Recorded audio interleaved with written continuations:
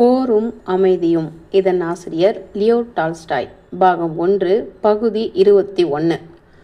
ராஸ்ட்ரோவின் நடன மண்டபத்தில் சலித்து போன வாத்தியக்காரர்கள் குளறுபடி செய்து வாசித்து 6வது நடனம் நடந்து கொண்டிருக்கும் போது சோர்வடைந்த சேவகர்களும் சமையற்காரர்களும் சாப்பாட்டை சாப்பிட்டு கொண்டிருந்த போது கோமகன் பேஜுகாவிற்கு 6வது தடவையாக நோய் தாக்கியது.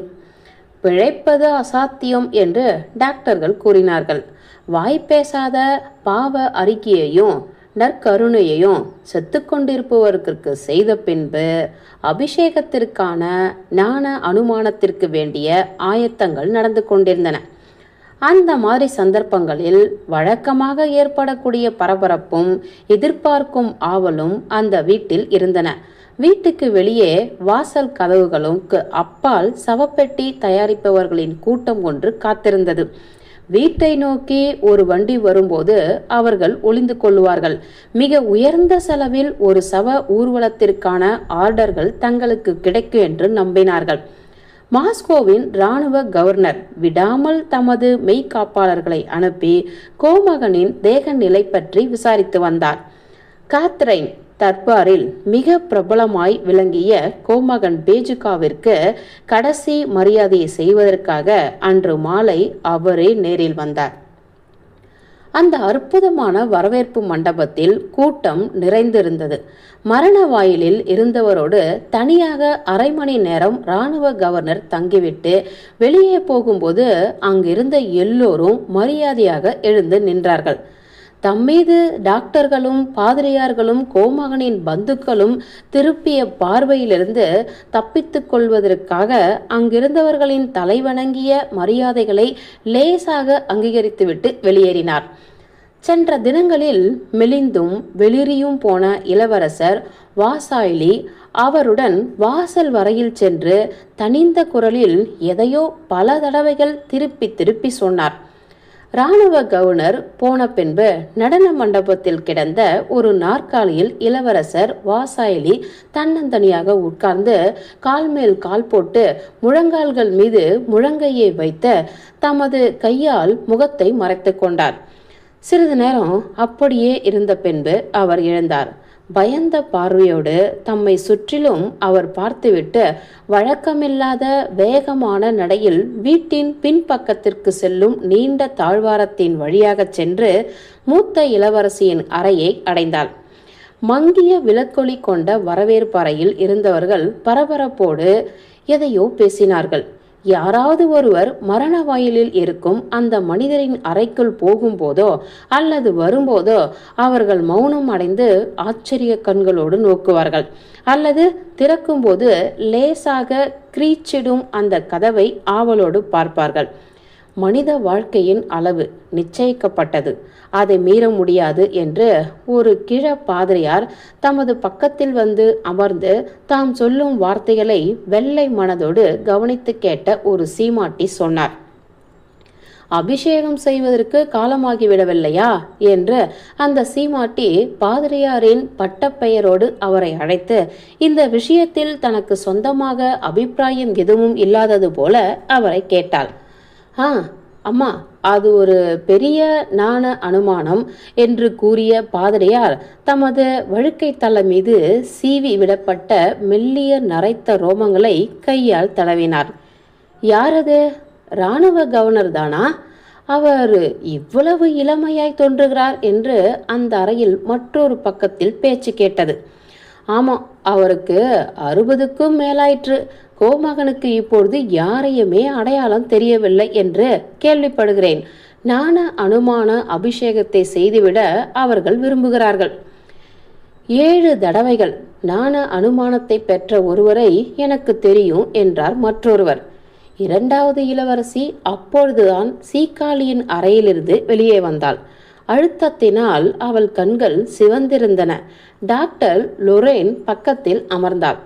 அவர் காத்ரைன் படத்திற்காக கீழாக தன் முழங்கையை ஒரு மேஜை மீது வைத்துக்கொண்டு ஒய்யார முறையில் உட்கார்ந்திருந்தார். காலநிலை பற்றி யாரோ கேட்டதற்கு பதிலாக அழகா இருக்கிறது என்று டாக்டர் பதிலளித்தார்.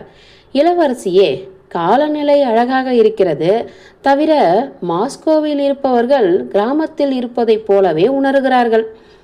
ஆமாம், நிச்சயமாக என்று ஒரு பெருமூச்சுடன் இளவரசி பதிலளித்தாள். இப்பொழுது அவருக்கு குடிப்பதற்கு ஏதாவது கொடுக்கலாமா? லொரைன் யோசனை செய்தார். அவர் மருந்து சாப்பிட்டாரா? ஆம். டாக்டர் தமது கடிகாரத்தை பார்த்தார். ஒரு டம்ளர் சுட வைத்த தண்ணீரில் ஒரு சிட்டிகை டார்டார் கிரீமை போட்டுக்கொடு என்று சொல்லி தமது மெல்லிய விரல்களால் ஒரு சிட்டிகை என்றால் என்ன என்பதை காட்டினார். ஒரு ஜெர்மன் டாக்டர் ஒரு மெய்காப்பாளரிடம் இந்த நோயை 3 முறை ஒருவரை தாக்கிய பின்பு அவர் உயிர் வாழ்ந்ததாக இதுவரை சரித்திரமே இல்லை என்றார்.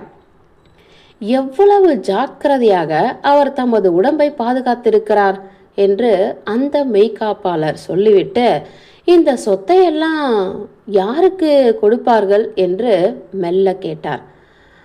அதற்கு வாரிசுகள் இல்லாமல் போய்விடாது என்று அந்த ஜெர்மனியர் புன்னகையோடு பதிலளித்தார். லொரைன் சொல்லியபடி தயாரித்த பானத்தை எடுத்துக்கொண்டு 2வது இளவரசி உள்ளே போன போது கதவு மறுபடியும் கிரீச்சிட்டது. அதை கேட்டதும் ஒவ்வொருவரும் மீண்டும் கதவை நோக்கி பார்த்தார்கள். லொரைனிடம் ஜெர்மன் டாக்டர் போனார். மோசமான உச்சரிப்பில் லொரைனை பார்த்து பிரெஞ்சு மொழியில் ஜெர்மனியர், காலை வரையில் அவர் பிழைப்பார் என்று நினைக்கிறீர்களா என்று கேட்டார். லொரைன் தமது உதடுகளை குவித்து கொண்டு இல்லை என்று விரலை ஆட்டி கூறினார். இன்றிரவு அது கடக்காது என்று தனிந்த குரலில் அவர் சொல்லிவிட்டு, நோயாளியின் நிலைமையை நன்றாக அறிந்து சொல்லக்கூடிய தமது திறமையில் ஏற்பட்ட சுய திருப்தியை காட்டக்கூடிய மரியாதையான சிரிப்போடு அங்கிருந்து நகர்ந்தார். இதற்கிடையில் இளவரசியின் அறைக்கதவை திறந்து கொண்டு இளவரசர் வாசாயிலி நுழைந்தார். அந்த அறை அநேகமாக இருட்டாக இருந்தது. தெய்வ சிலைகளுக்கு முன்பாக 2 சிறிய விளக்குகள் எரிந்து கொண்டிருந்தன. புஷ்பங்களின் நறுமணமும் சாம்பிராணி புகையின் வாசனையும் அங்கு பரவி இருந்தன. ஏதாவது நடந்துவிட்டதா? எனக்கு மிகவும் பயமாக இருக்கிறது என்று அவள் கேட்டாள். இல்லை, ஒன்றும் நடக்கவில்லை. குடும்ப விஷயத்தை பற்றி பேசுவதற்காகவே நான் வந்தேன். கட்டிஷே என்று இளவரசர் முணங்கிக் கொண்டு அவள் அப்பொழுதுதான் எழுந்த நாற்காலியிலிருந்து களைப்போடு அமர்ந்தார். இந்த இடம் எவ்வளவு உஷ்ணமா இருக்கிறது. நாம் கொஞ்ச நேரம் பேசுவோமா? ஏதோ நடந்துவிட்டது என்று நான் நினைத்தேன் என அவள் தனது மாறாத கடுமையான முகக்கூறியோடு சொல்லி இளவரசருக்கு எதிரே உட்கார்ந்து கேட்க தயாரானாள். எனது மைத்துனரே, நான் கொஞ்சம் தூங்கலாம் என்று விரும்பினேன். ஆனால் என்னால் முடியவில்லை. நல்லது என்று இளவரசர் வாய்சாலி சொல்லி அவருடைய சுபாவப்படி அவள் கையை பற்றி கீழே நோக்கி இழுத்தார். அவர் சொல்லிய நல்லது என்ற வார்த்தை விஷயம் என்ன என்பதை சொல்லாமலே அவர்கள் இருவரும் புரிந்து கொள்ளக்கூடியதாக இருந்தது. கால்களை விட மிக அதிகமாக நீண்டிருந்த அவளுடைய நிமிர்ந்த அசையாத உடம்போடு கூடிய இளவரசி அவளுடைய சாம்பல் நிற வர்ண கண்களில் எவ்வித பரபரப்பும் இன்றி நேராக இளவரசர் வாசாயிலியை நோக்கினாள். பின்னல் தன் தலையை ஆட்டி தெய்வ சிலைகளை ஒரு பெருமூச்சோடு ஏறிட்டு பார்த்தாள். இதில் துக்கத்தையும் பக்தியையும் காட்டும் அடையாளமாக எடுத்துக்கொள்ளலாம், அல்லது களைப்பும் சீக்கிரம் தூங்கலாம் என்ற நம்பிக்கையும் கலந்த அடையாளமாகவும் எடுத்துக்கொள்ளலாம். இளவரசர் வாசாயிலி அதை ஒரு களைப்பின் அடையாளமாகவே கருதினார். எனக்கு அது எளிது என்றா நினைக்கிறாய்? தபால் வண்டி குதிரை மாதிரி நான் ரொம்ப களைத்து போயிருக்கிறேன். இருந்தாலும் ஒரு முக்கியமான விஷயத்தை பற்றி உன்னுடன் பேச வேண்டும் என்றார். இளவரசர் வாசாயிலி அதற்கு மேல் ஒன்றும் சொல்லவில்லை. அவருடைய கன்னங்கள் ஒன்று மாற்றி ஒன்று சுழித்தது. ஒரு வரவேற்பறையில் எப்பொழுதுமே கண்டிராத ஒரு அவலட்சண தோற்றத்தை அவரது முகத்தில் ஏற்படுத்தின. அவருடைய கண்கள் கூட வியப்பாக தோன்றின. ஒரு வினாடி வெட்கமற்ற தந்திரத்தை காட்டின. அடுத்த வினாடி பயத்தோடு சுற்றி பார்த்தன. இளவரசி தன்னுடைய மெல்லிய கைகளால் தன்னுடைய மடியில் அவளுடைய சிறிய நாயை வைத்துக்கொண்டு கவனத்தோடு இளவரசர் வாய்சாலியின் கண்களை பார்த்தாள். காலை வரையில் காக்க வேண்டியிருந்தாலும் சரி, தான் முதலில் அந்த மௌனத்தை கலைக்கப் போவதில்லை என்று தீர்மானித்தது போல் இருந்தது அவள் தோற்றம். மனதில் ஏற்பட்ட ஒரு குழப்பத்தோடு இளவரசர் வாய்சாலி மீண்டும் பழைய பல்லவிக்கு திரும்பி ஆரம்பித்தார். நல்லது இளவரசி காத்ரைன் ஜெமானாவே, நீ யோசி. அந்த மாதிரி ஒரு சந்தர்ப்பத்தில் எல்லாவற்றையும் பற்றி நாம் சிந்திக்க வேண்டும். எதிர்காலத்தை பற்றியும் உங்கள் எல்லாரையும் பற்றியும் யோசிக்க வேண்டும். உங்கள் எல்லாரையும் நான் நேசிக்கிறேன், என்னுடைய குழந்தைகளைப் போல என்பது உனக்கே தெரியும். இளவரசி அசையாமல் உற்சாகமற்ற தோற்றத்தோடு அவரை பார்த்து கொண்டே இருந்தாள். தவிர எனது குடும்பத்தை பற்றியும் சிந்திக்க வேண்டும் என்று இளவரசர் வாசாலி கூறி அவளை பார்க்காமலேயே பக்கத்தில் கிடந்த சிறிய மேஜையை கோபமாக தள்ளினார். உனக்கு தெரியும் நாம் எப்படி இருக்கிறோம். நீங்கள் 3 சகோதரிகள், மாமன்டாவ், என்னுடைய மனைவி ஆகியவர்கள்தான் கோமகனின் நேரான வாரிசுகள். இம்மாதிரி விஷயங்களை பற்றி பேசவோ நினைக்கவோ உனக்கு எவ்வளவு கஷ்டமாக இருக்கும் என்பதை நான் அறிவேன். எனக்கும் அது சுலபமானது அல்ல. ஆனால் எனக்கு 60 வயது ஆகிவிட்டபடியால் எதற்கும் தயாராக இருக்க வேண்டும். பேரை அழைத்து வர நான் ஆள் அனுப்பியிருக்கிறேன் என்பது உனக்கு தெரியுமா? அங்கு காணப்பட்ட கோமகனின் படத்தை சுட்டிக்காட்டி பெயரை அழைக்க வேண்டும் என்று கோமகன் உறுதியாக சொன்னார். தாம் சொல்லியதை அவள் சிந்திக்கிறாளா அல்லது சும்மா தம்மையே பார்த்து கொண்டு இருக்கிறாளா என்பதை அறிய முடியாமல் இளவரசியை இளவரசர் வாய்சாலி கேள்விக்குறியோடு நோக்கினார். அவள் பதிலளித்தாள். என் மைத்துனரே, நான் இடைவிடாமல் கடவுளை பிரார்த்திப்பது ஒன்று. கடவுள் கருணை கூர்ந்து அவருடைய கௌரவமான ஆத்மா சாந்தியோடு பிரிந்து போகும்படி செய்ய வேண்டும் என்பதுதான் அந்த பிரார்த்தனை. ஆமாமா, அப்படித்தான் என்று இளவரசர் வாய்சாலி ஆத்திரத்தோடு தமது வழுக்கை தலையை தேய்த்து கொண்டு அவர் முன்னால் தூர தள்ளிய அந்த சிறிய மேஜையை கோபத்தோடு தம் பக்கம் இழுத்து கொண்டு இடைமறித்து சொன்னார். ஆனால் சுருக்கமாக சொன்னால் விஷயம் இதுதான்.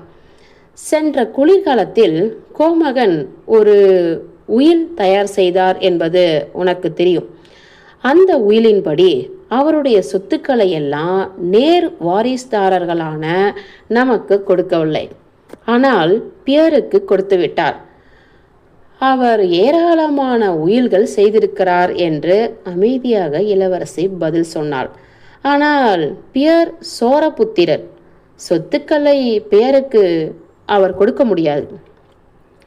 ஆனால் என்று இளவரசி வாய்சாலி திடீரென்று அந்த சிறிய மேஜையை பற்றி பிடித்து கொண்டு அதிக பரபரப்படைந்து மிகுந்த வேகமாக பேசினார்.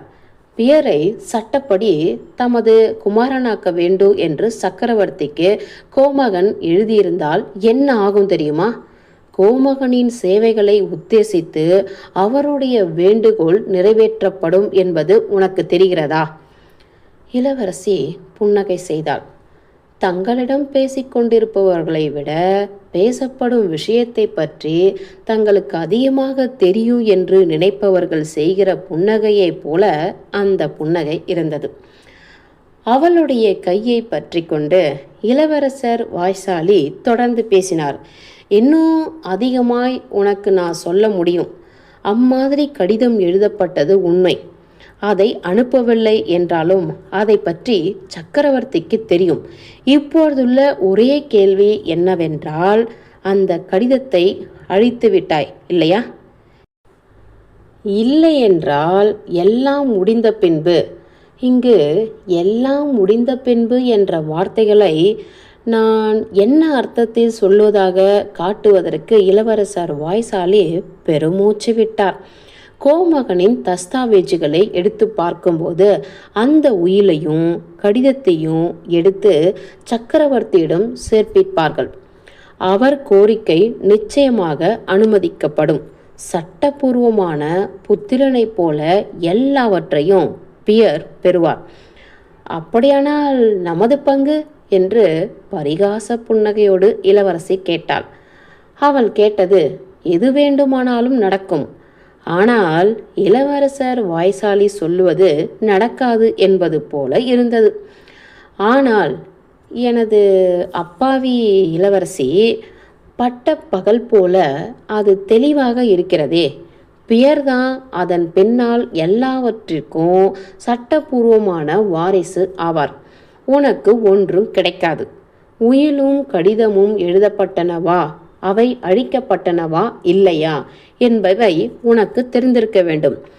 அவை மறக்கப்பட்டிருக்குமானால் அவை எங்கே இருக்கின்றன என்பது உனக்கு தெரிந்திருக்க வேண்டும். அவற்றை நீ கண்டுபிடிக்க வேண்டும். ஏனென்றால் அப்புறம் என்ன என்று அவளுடைய கண்களில் தோன்றிய தோற்றம் மாறாமல் வெறுப்பும் இளம் முறுவலோடும் இளவரசி குறுக்கிட்டாள். நான் ஒரு பெண். நாங்கள் எல்லோரும் முட்டாள்கள் என்று நீங்கள் நினைக்கிறீர்கள். ஆனால் ஒரு சோர புத்திரன் வாரிசு ஆக முடியாது என்பது எனக்கு தெரியும் என்று சொல்லிவிட்டு சோர புத்திரன் என்ற வார்த்தையை மறுபடியும் அழுத்தமாக சொல்லி இளவரசர் வாய்சாலியின் வாதம் செல்லாது என்பதை அசைக்க முடியாமல் காட்டுவதற்கு ஒன்றே போதும் என்பது போல கூறினாள். நல்லது, உனக்கு புரியவில்லையா? அல்லது நீ ரொம்ப புத்திசாலி என்ற நினைப்பா? கோமகன் சக்கரவர்த்திக்கு ஒரு கடிதம் எழுதி பியரை சட்டபூர்வமான வாரிசு ஆக்க வேண்டும் என்று விண்ணப்பித்தால் பியர் வெறும் பியராக இருக்க மாட்டார். கோமகன் பேஜுகாவாக அவர் மாறி பின்னால் உயிலில் கண்டபடி எல்லாவற்றிற்கும் வாரிசு ஆவார் என்பதை உன்னால் ஏன் தெரிந்து கொள்ள முடியவில்லை? அந்த கடிதத்தையும் உயிலையும் அழிக்காவிட்டால் உனக்கு ஒன்றும் கிடைக்காது. கடமையை செய்தோம் என்ற மன திருப்தி இத்தியாதிகள் ஆகியவைதான் கிடைக்கும். அது நிச்சயம் என்றார். உயில் செய்திருப்பது எனக்கு தெரியும். அது செல்லாது என்பதும் எனக்கு தெரியும். நீங்கள் என்னை சர்வ முட்டாள் என்று நினைப்பதாக தோன்றுகிறது என்று பெண்கள் தாங்கள் வேடிக்கையாகவும் துடுக்காகவும் பேசுவதாக நினைத்து கொள்ளும்போது என்ன பதில் கிடைக்கும் என்று உங்களுக்கு தெரியாது என்று இளவரசி பதிலளித்தாள். இளவரசி காத்ரைன் ஜமானோவா என்று பொறுமையென்று இளவரசர் வாய்சாலி ஆரம்பித்தார். நான் உன்னுடன் வாய் சண்டை போடுவதற்காக இங்கே வரவில்லை. ஒரு நல்ல அன்பான உண்மையான பந்துவாகிய உன்னோடு உன் நலன்களை பற்றி பேசுவதற்காகவே வந்தேன். மறுபடியும் 10வது தடவை உனக்கு சொல்லுகிறேன். சக்கரவர்த்திக்கு எழுதிய கடிதமும் பியருக்கு சாதகமாக எழுதிய உயிலும் கோமகனின் தஸ்தாவேஜுகளுடன் காணப்படுமானால் அப்புறம் என் அன்பான பெண்ணே, நீயும் உன் சகோதரிகளும் வாரிசுகள் அல்ல. என்னை நீ நம்பாவிட்டால் ஒரு நிபுணரை நம்பு. இப்பொழுதுதான் டிமிட்ரி ஓனோப்ரிஷ், அதாவது குடும்ப வக்கீலுடன் பேசினேன். அவரும் அதையே சொல்லுகிறார். அந்த சமயம் திடீரென்று இளவரசியின் கருத்துகளில் ஒரு மாறுதல் ஏற்பட்டது தெளிவாக தெரிந்தது. அவளுடைய கண்கள் மாறவில்லை என்றாலும் அவளுடைய மெல்லிய உதடுகள் வெண்மையாயின. அவள் பேச ஆரம்பித்த போது அவள் குரல்களில் ஏற்பட்ட மாறுதலை அவளே எதிர்பார்த்திருக்க மாட்டாள். அது ரொம்ப அழகான காரியமாக இருக்கும். நான் எதையும் எப்போதும் விரும்பியதில்லை. இப்போதும் எனக்கு அது வேண்டாம் என்றாள். தன் மடியிலிருந்த சிறிய நாயை கீழே தள்ளிவிட்டு தனது உடையை தடவிக்கொண்டாள். அப்படியானால் இதுதான் நன்றி. அவருக்காக எல்லாவற்றையும் தியாகம் செய்தவர்களுக்கு இதுதான் பதில் நன்றி என்று அவள் கதறினாள். அது ரொம்ப சிலாக்கியமாக இருக்கிறது. அழகுதான் எனக்கு ஒன்றும் வேண்டாம் இளவரசே என்று கத்தினாள். ஆமாம், ஆனால் நீங்கள் ஒருவன் மட்டுமல்ல, உன்னுடைய சகோதரிகளும் இருக்கிறார்கள் என்று பதிலளித்தார் இளவரசர் வாய்சாலி. ஆனால் இளவரசி அவர் பேசியதை கவனிக்கவில்லை. ஆம், வெகு காலத்திற்கு முன்பே எனக்கு அது தெரியும். ஆனால் மறந்துவிட்டேன். இந்த வீட்டில் நீசத்தனம், ஏமாற்றம், பொறாமை, சூழ்ச்சி, விசுவாச துரோகம், வடிகட்டிய விசுவாச துரோகம் இவைகளை தவிர வேறு எதையும் நான் எதிர்பார்க்க முடியாது என்பது எனக்கு தெரியும். அந்த உயில் எங்கே இருக்கிறது என்பது உனக்கு தெரியுமா, தெரியாதா என்று தமது கன்னங்கள் முன்னை விட அதிகமாக சுழிக்க இளவரசர் வாய்சாலி வற்புறுத்தி கேட்டார். ஆம், நான் ஒரு முட்டாளாய் இருந்தேன். நான் மக்களிடம் நம்பிக்கை வைத்திருந்தேன். அவர்களை நேசித்தேன். அவர்களுக்காக என்னை தியாகம் செய்தேன். ஆனால் இழிகுணமும் அற்பத்தனமும் வெற்றி பெற்றன. யார் சூழ்ச்சி செய்து கொண்டிருக்கிறார்கள் என்பது எனக்கு தெரியும். இளவரசி எழுந்திருக்க விரும்பினாள். ஆனால் இளவரசர் தமது கையால் அவளை நிறுத்தினார். மனித சமூகத்தினிடமும் அவளுக்கு திடீரென்று நம்பிக்கை இழந்துவிட்ட மாதிரி காணப்பட்டாள். தனது தோழரை கோபத்தோடு ஒரு நோட்டமிட்டாள். இன்னமும் நேரம் இருக்கிறது. அவையெல்லாம் கோபமான ஒரு வேளையிலேயோ அல்லது அசௌகரியமான ஒரு வேளையிலேயோ செய்யப்பட்டு இருக்கலாம். பின்னால் மறந்துவிடப்பட்டவை என்பதையும் நீ ஞாபகத்தில் வைக்க வேண்டும். அவருடைய தவறுக்கு பரிகாரம் செய்து இந்த அநியாயத்தை அவர் செய்ய விடாமல் தடுத்து அவருடைய கடைசி வினாடிகள் சாந்தமாய் இருக்கும்படி செய்ய வேண்டியது நமது கடமை. அவர் மரணமாகும்போது சிலரை துயரத்தில் வைத்து விட்டதாக அவர் நினைக்கும்படி விடக்கூடாது என்றார். யாரை? அவருக்காக எல்லாவற்றையும் தியாகம் செய்தவர்களைத்தானே என்று இளவரசி குறுக்கிட்டு பேசினாள். அவளை இளவரசர் பலமாக பிடித்து கொண்டிருக்காவிட்டால் அவள் மீண்டும் எழுந்து வெளியே போயிருப்பாள். ஆனால் அவர் எப்பொழுதும் பாராட்டப் போவது இல்லை, இல்லவே இல்லை என்று பெருமூச்சோடு மேலும் பேசினாள். இந்த உலகத்தில் ஒருவரும் கைமாறு எதிர்பார்க்க கூடாது என்பதையும், இந்த உலகத்தில் கௌரவமோ நியாயமோ கிடைக்காது என்பதையும் நான் எப்பொழுதுமே ஞாபகத்தில் வைத்திருப்பேன். இந்த உலகத்தில் ஒருவர் தந்திரமாகவும் கொடுமையாகவுமே இருக்க வேண்டும். பொறு நிதானமாக இரு. உனது சிறப்பான உள்ளத்தை நான் அறிவேன் என்றார். இல்லை, நான் கொடிய உள்ளம் கொண்டவள் என்றாள். உனது உள்ளத்தை நான் அறிவேன். உனது நட்பை நான் மதிக்கிறேன். என்னை பற்றியும் அதே மாதிரி நீ நல்லெண்ணம் கொள்ளும்படி நான் விரும்புகிறேன். ஆயாசம் வேண்டாம். இன்னும் அவகாசம் இருக்கும்போது, அது ஒரு நாளாக இருந்தாலும் சரி அல்லது 1 மணி நேரமாக இருந்தாலும் சரி, நாம் விவேகமாக பேசுவோம். உயிலை பற்றி உனக்கு என்னென்ன தெரியுமோ அதையெல்லாம் எனக்கு சொல்லு. முக்கியமாக அது இப்பொழுது எங்கு இருக்கிறது என்று சொல்லு. உனக்கு தெரிந்திருக்க வேண்டும் என்று நினைக்கிறேன். நாம் அதனை உடனே எடுத்து கோமகனிடம் காட்டுவோம். அவர் மறந்திருப்பார் என்பதில் சந்தேகமே இல்லை. அதனால அவர் அதை அழித்துவிடவே விரும்புவார். அவருடைய விருப்பங்களை மனசாட்சி பூர்வமாக நிறைவேற்றுவதே எனது ஒரே ஆசை என்பதை நீ அறிய வேண்டும். அவருக்கும் உனக்கும் உதவி செய்வதற்காகவே நான் வந்திருக்கிறேன். இப்பொழுது எனக்கு எல்லாம் தெரிகிறது. யார் சூழ்ச்சி செய்கிறார்கள் என்பது எனக்கு தெரியும். எனக்கு எல்லாமே தெரியும் என்று இளவரசி கத்தினாள். விஷயம் அதுவல்ல என்றார் இளவரசர். அவள்தான் அந்த உமது ஆசை உள்ளவள், அந்த இனிமையான இளவரசி ட்ரூபெட்ஸ்காயா, அந்த அண்ணா மிகாலாவனா. அவளை என் வேலைக்காரியாக கூட நான் சேர்த்து கொள்ள மாட்டேன். கேடுகட்ட இழிவான பெண் என்றாள். நாம் நேரத்தை இழக்க வேண்டாம் என்று நினைக்கிறேன். ஆம், என்னிடம் பேச வேண்டாம். சென்ற குளிர்காலத்தில் எப்படியோ தாஜா செய்து இங்கே உள்ளே நுழைந்தாள். அவள் கோமகனிடம் எங்களை பற்றி, முக்கியமாக சோஃபியை பற்றி இழிவான மரியாதை குறைவான காரியங்களை சொன்னாள். அவற்றை நான் திரும்ப சொல்லக்கூட முடியாது. அதனால கோமகன் மிகுந்த அசௌகரியமானார். எங்களை 2 வாரம் பார்க்க விடவில்லை. அப்பொழுதுதான் இந்த இழிவான மானங்கெட்ட உயிலை அவர் எழுதினார். ஆனால் அது செல்லாது என்று நான் நினைத்தேன். கடைசியாக நமது விஷயத்துக்கு வந்துவிட்டோம். அதை பற்றி சீக்கிரமாக ஏன் சொல்லவில்லை? அவருடைய தலையணைக்கு கீழே வைத்து கொண்டிருக்கிறார். ஒரு சிறிய பெட்டியில் அது இருக்கிறது என்று இளவரசி அவருடைய கேள்வியை மதியாமல் சொன்னாள்.